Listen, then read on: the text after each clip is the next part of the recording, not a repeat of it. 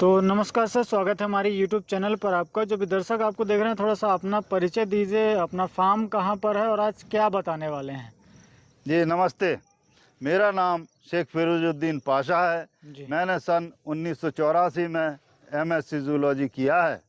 Fisheries में मेरा specialisation subject रहा है और मैंने लगभग 34 वर्षों तक शासकीय मत्स्य पालन विभाग में विभिन्न पदों पर रहते हुए अपनी सेवाएं प्रदान की हैं। जी और इस सेवा काल के दौरान मेरे द्वारा फिशरीज़ की मॉडर्न टेक्नोलॉजीज़ को जानने, देखने, समझने के लिए मेरे द्वारा देश विदेश में कई यात्राएं की गई हैं। जी अब मैं ज़िला मछली पालन के पद से रिटायर्ड होकर मछली पालन उद्योग को कृषि पर आधारित अन्य उद्योगों के साथ जोड़कर कृषि को लाभ का धंधा कैसे बनाया जाए के संबंध में ज़ोर शोर से कार्य कर रहा हूँ।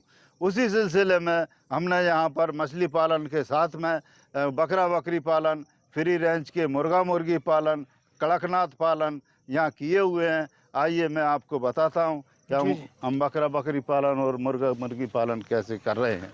यह हमारा मुर्गा मुर्गियों का और बकरा बकरियों का ये आंगन है। यहाँ पर जो उनके शेड में से निकल कर बाहर यहाँ घूमते हैं। इनके साथ साथ मुर्गा मुर्गी भी जो आते हैं, जो कि बायो कंट्रोल करते हुए मुर्गा मुर्गी बकरा बकरियों के जूं चीचड़ आदि को ये साफ करते रहते हैं। तो जी सर, थोड़ा सा रुकिए, मुझे ये थोड़ा सा डायमेंशन बता दीजिए कि ये जो आपका शेड बना है ये कितने बाई कितने का है और इसमें किस तरीके से आपने इसको बनाया हुआ है, ये थोड़ा सा बताइए। सर, इसका आकार है 110 बाई 18 फीट जी और इसमें हमने कोई स्पेशल काम नहीं किया है।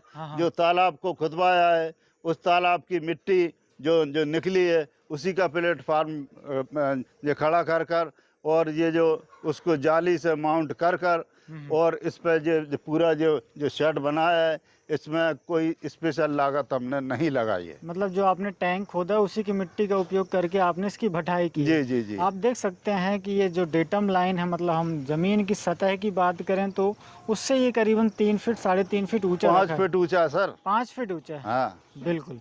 तो चलिए अपन अंदर से देखते हैं। बिल्कुल बिल्कुल। और आइए ये सामने सर की आपको ये कटर मशीन देखने मिलेगी और ये जो घास है ये सर ने अपने फार्म पर लगाई हुई है। सर इसके बारे में थोड़ा सा। ये नेपियर ग्रास है जी। ये कृषकों के लिए ये वरदान सिद्ध हो रहा है। अच्छा। इसको एक बार रोपण करने से ये लगभग 6-7 वर्षों तक बिल्कुल ये मतलब बिना मेंटेनेंस के ये अपना प्रोडक्शन देता रहता है। जी। इसमें हम ये अपने मछलियों के तालाब का पानी और ये जो वर्मी कंपोस्ट भर डालते हैं, ये केमिकल फ्री है, ये शुद्ध ऑर्गेनिक है।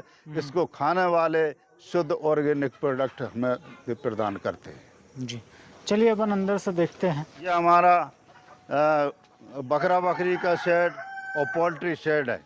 यहाँ पर हम ये फ्री रेंज के मुर्गा मुर्गी रखते हैं। अभी बारिश होने की वजह में हमने अंदर किए हुए हैं, नहीं तो ये खेतों में ये चरते हैं।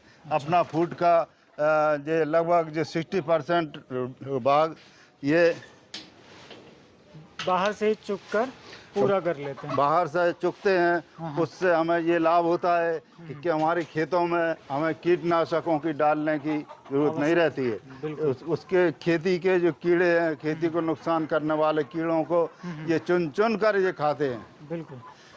ये कड़कनाथ तो ढूंढ ढूंढ कर उचक उचक कर खाता है कीड़ों को। बहुत अच्छा लग रहा है सर मुझे, ये आप शेड देख सकते हैं। और इस शेड को लगाने की हमारी ये थीम थी कि ये तालाब है, इधर दिखाइए सर। बिल्कुल बिल्कुल। ये तालाब की ठंडी ठंडी हवाएं इसमें आए और इसमें हमें देखिए कूलेंट का काम करें। बिल्कुल। जो कि हमें कर रहे हैं और हमको कोई ये कैटल्स के लिए स्पेशल पंखे या कूलर लगाने की कोई ज़रूरत नहीं पड़ रही। बिल्कुल। जो इसकी ठंडी हवा आ रही होंगी वो आराम से इसमें जी एंटर करेंगी और जो गर्मियों के दिनों में तो काफ़ी अच्छा एक कूलेंट का ही काम करेंगी। और विशेष तौर से कोई मतलब वैसे उपकरण लगाने की ज़रूरत नहीं है, चाहे पंखा हो या कूलर हो। और विशेष तौर पर जब टेम्परेचर मेंटेन करने के लिए हम उन्हें लगाते हैं। तो सर अभी इस सेक्शन में जो आपका पोल्ट्री है, ये कितने बाई कितने का एरिया आपने कवर्ड कर रखा है, ये थोड़ा सा बताइए। ये 50 बाई जो 18 फीट का ये कवर्ड एरिया है, और इसमें मतलब हम काफ़ी संख्या में बर्ड रखे हुए हैं। जैसे मैं हाइट देख रहा हूँ, उस हाइट के बारे में भी थोड़ा सा मुझे एक अंदाज़ा दीजिए। सामने जो हाइट दिख रही है, ये कितने बाई कितने की ये है? 12 फीट है। हाँ हाँ, साउथ की तरफ, नॉर्थ की तरफ 8 फीट है। 8 फीट। ढलान ऐसा दिया है हमने। जी जी जी। और ये कितने फीट चौड़ा होगा ये 18 फीट चौड़ा है। अच्छा। वेंटिलेशन का पूरा ध्यान रखा है। जी। ये चारों ओर से खुला हुआ है। और इसमें अभी कौन कौन सी नस्लें हैं सर, ये थोड़ा सा बताइए अभी। इसमें कड़कनाथ है, ब्लैक एस्ट्रोलॉर्फ है, नर्मदा निधि है, जी। सोनाली है, हाँ हाँ, ये RIR है, बिल्कुल। तो और मतलब सब शुद्ध सारी देसी। मिक्स करके आपने रखी हुई है। जी। और अगर मैं इस सीड की एस्टिमेशन कॉस्ट पूछूं बनाने में, तो लगभग क्या लागत आई होगी, आप अगर बताना चाहें तो? ये सर लगभग 300 रुपये स्क्वायर फीट इसकी लागत आती है। जी। और हमने थोड़ा स्पेशल इसको बनाया है, थोड़ा अच्छा बनाया है, तो हमारी थोड़ी बहुत और ज़्यादा मान लीजिए। जी। ऐसे 3 और 4 लाख, 3.5 और 4 लाख के बीच में हमारी इस सेट की लागत आई है। जिसमें आपका 100 बाई 18 फीट का है ना? जी। चलिए अपन गोटरी सेक्शन की तरफ चलते हैं जी, बिल्कुल, और वो पता भी है। देखते हैं। और इसको किस तरीके से फ्लॉक आपने मेंटेन किया है वो आप दिखाते हैं। आइए पधारिए। ये हमारा बकरियों का शेड है। यहाँ पर हमने जो अलग अलग कंपार्टमेंट्स बनाए हैं। जो कि 51 बकरी होती है, प्रेग्नेंट बकरी होती है, उसको बहुत ये केयर से रखना पड़ता है। इसलिए उनका चैम्बर अलग है।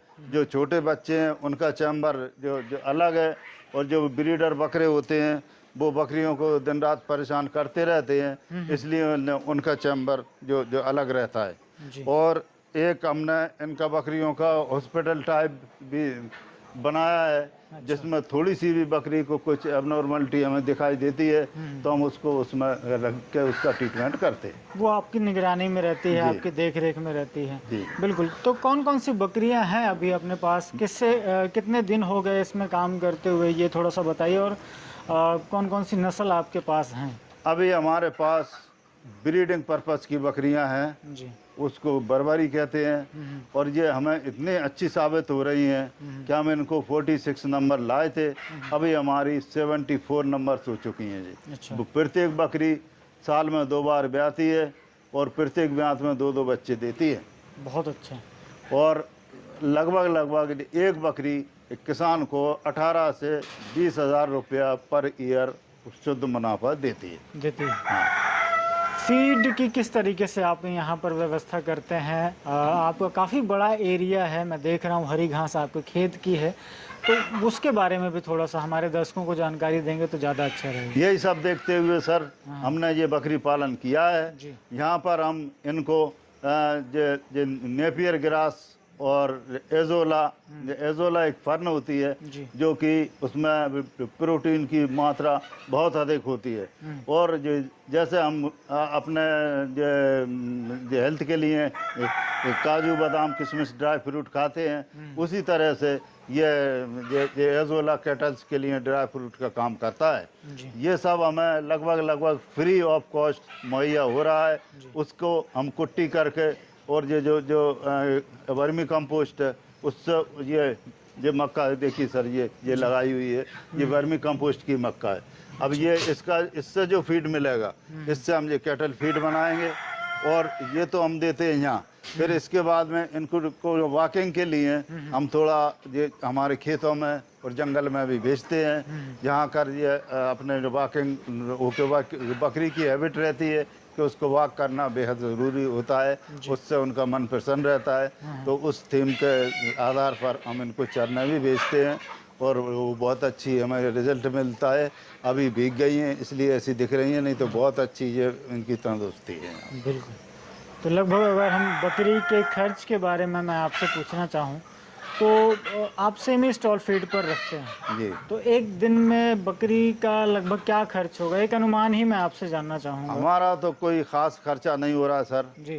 फिर भी अगर मतलब देखा जाए, जोड़ा जाए तो लगभग 10 रुपये पर डे की कॉस्ट आती होगी, आती होगी, जो आप उसे दाने के रूप में। हाँ, तो दाने के रूप में, वो भी दाना भी हम हमारा खुद का ही बनाते हैं, लेकिन कुछ चीज़ें मतलब ऐसी है जो बाहर से लेनी हमें बाहर से लेनी पड़ती है। जी, बहुत अच्छा।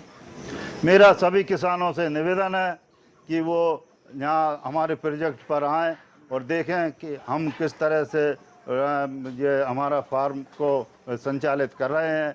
यहाँ पर हम उनको बताएंगे कि बकरा बकरी की पालने की विधि क्या है, फ्री रेंज के मुर्गा मुर्गी पालने की विधि क्या है, और इनमें कितना खर्च आता है, इनकी फीडिंग क्या क्या देना पड़ती है, इनकी बीमारियों की संभावना क्या क्या है, इन्हें की फीडिंग कैसे करानी चाहिए, और इनके टीकाकरण बीमारियों से बचने की सावधानियाँ क्या क्या हैं, ये सब बताएंगे।